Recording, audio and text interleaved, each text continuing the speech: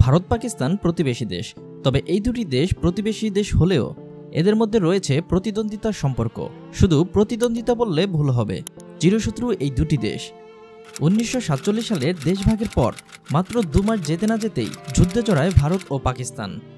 কাশ্মীর পৃথিবীর স্বর্গরাজ্য, মনোমুগ্ধকর প্রাকৃতিক পরিবেশ, অফুরন্ত প্রাকৃতিক সৌন্দর্যের লীলাভূমি, তুষারে ঢাকা পাহাড়, নীলাভ সবুজ এবং সবুজ উপত্যকা। প্রকৃতির অপরূপ সৌন্দর্য যতই দেখবেন, অপরূপ সৌন্দর্যের মাঝে আপনি নিজেকে নতুন করে আবিষ্কার করবেন। এজন্য এক ছবি রং তুলি দিয়ে স্রষ্টা নিজ হাতে তৈরি করেছেন। কাশ্মীরের সৌন্দর্যের সাথে পৃথিবীর আর কোনো জায়গার কোনো তুলনা হয় না।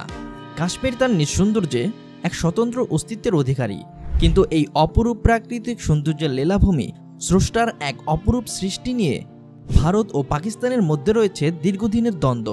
চলুন আজকের ভিডিওতে আমরা জেনে আসি ভারত কেন পাকিস্তানের বন্ধু দেশ হতে পারছে না। 1947 সাল, দেশভাগের 2 মাস পর থেকেই শুরু হয় ভারত পাকিস্তানের যুদ্ধ। আর এই যুদ্ধের প্রধান কারণ কাশ্মীর, প্রাকৃতিক সৌন্দর্যের লীলাভূমি। এই কাশ্মীর দখল করতে চায় পাকিস্তান।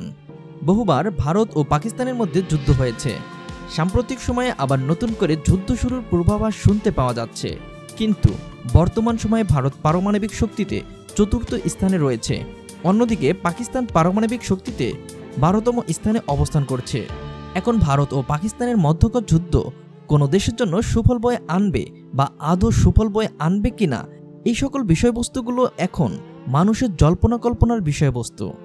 জম্মু কাশ্মীরের একটি পর্যটক স্কুলে নিরাপদ মানুষের উপর ঘটা এক সন্ত্রাসী হামলাকে কেন্দ্র করে আবারও মুখোমুখি ভারত পাকিস্তান। এ ঘটনায় ভারত পাকিস্তানকে দায়ী করছে, অন্যদিকে পাকিস্তান বিষয়টি অস্বীকার করছে। আর এই ঘটনার সূত্র ধরে ভারত ও পাকিস্তানের মধ্যে আবার পুনরায় দ্বন্দ্ব, সংঘাত ও যুদ্ধের সম্ভাবনা দেখা দিচ্ছে। চলুন ভিডিওটির এ পর্যায়ে আমরা একটু জেনে আসি কাশ্মীর নিয়ে ভারত ও পাকিস্তানের মধ্যে সংঘাতের ইতিহাস ও সংঘাতের কারণ কি। এছাড়া ভারত চাইলে কেন পাকিস্তানের সাথে সুসম্পর্ক বজায় রাখতে পারছে না। তাহলে চলুন শুরু করি ভারত ও পাকিস্তানের মধ্যে সংঘাতের ইতিহাস। 1947 সাল, ভারত স্বাধীন হওয়ার আগ থেকেই কাশ্মীর নিয়ে বিতর্ক শুরু হয় ভারত ও পাকিস্তানের মধ্যে। ইন্ডিয়ান ইন্ডিপেন্ডেন্স অ্যাক্ট, ব্রিটিশ ভারত বিভক্তিতে পরিকল্পনা তৈরি হয়। তাতে বলা হয় কাশ্মীর তার ইচ্ছে অনুযায়ী ভারত বা পাকিস্তান যে কোনো রাষ্ট্রের সাথে যোগ দিতে পারে। কিন্তু তৎকালীন হিন্দু মহারাজা চাইছিলেন স্বাধীন থাকবে অথবা ভারতের সাথে যোগ দিতে। অন্যদিকে পশ্চিম জম্মু ও গিলগিটি বালুচিস্তানের মুসলমানরা চাইছিলেন পাকিস্তানের সাথে যোগ দিতে। এরপর পাকিস্তানের পাশাতুন উপজাতি বাহিনী 1947 সালের অক্টোবরে কাশ্মীর আক্রমণ করে। এবার হিন্দু মহারাজা নিরুপায় হয়ে ভারতের সাথে যুক্ত হয় এবং ভারতের সাময়িক সহায়তা পান। এরপর থেকেই শুরু হয় ভারত ও পাকিস্তানের মধ্যে কাশ্মীর নিয়ে দ্বন্দ্ব ও যুদ্ধ।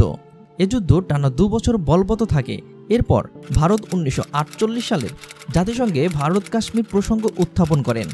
এবার ভারতের গণভোটে জাতিসংঘ পাকিস্তানকে তাদের সেনা প্রত্যাহারের আহ্বান জানায়, কিন্তু পাকিস্তান সেনা প্রত্যাহার করতে অস্বীকৃতি জানায়। 1962 সালে চীন ভারত যুদ্ধ সংঘটিত হয়। এ যুদ্ধে চীন কাশ্মীরের আকসাই অংশটির নিয়ন্ত্রণ কায়েম করে। এরপর 1965 সালে দ্বিতীয়বার, 1971 সালে তৃতীয়বার ভারত পাকিস্তান যুদ্ধ সংঘটিত হয়। এরপর 1972 সালে মিশলা চুক্তির মাধ্যমে ভারত পাকিস্তান যুদ্ধের মধ্য দিয়ে বর্তমান লাইন অফ কন্ট্রোল বা নিয়ন্ত্রণ রেখা চূড়ান্ত করা হয়। এবার প্রশ্ন আসে, ভারত পাকিস্তান সংঘাতের কারণ তাহলে কি?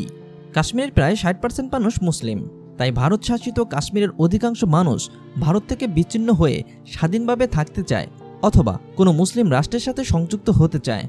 যেহেতু ভারতের পার্শ্ববর্তী দেশ পাকিস্তান, তাই কাশ্মীরের অধিকাংশ মানুষ চায় পাকিস্তানের সাথে যুক্ত হতে। অন্যদিকে মুসলিম হওয়ার কারণে এটি ভারত সরকারের অবহেলিত একটি রাজ্য।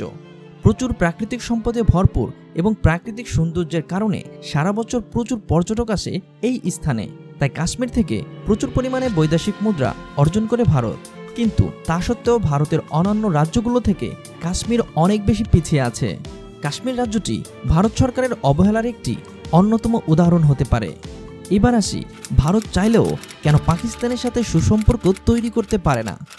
প্রাকৃতিক সৌন্দর্যের কারণে কাশ্মীর সারা বিশ্বের মানুষের কাছে অত্যন্ত জনপ্রিয়।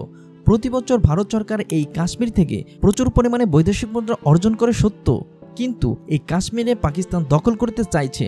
অন্যদিকে ভারত সরকার কোনোভাবেই এই কাশ্মীরকে তাদের হাতছাড়া করতে চাইছে না। কাশ্মীর যদি পাকিস্তানের অংশ হয় তবে ভারত অর্থনৈতিকভাবে বিশাল ক্ষতির সম্মুখীন হবে।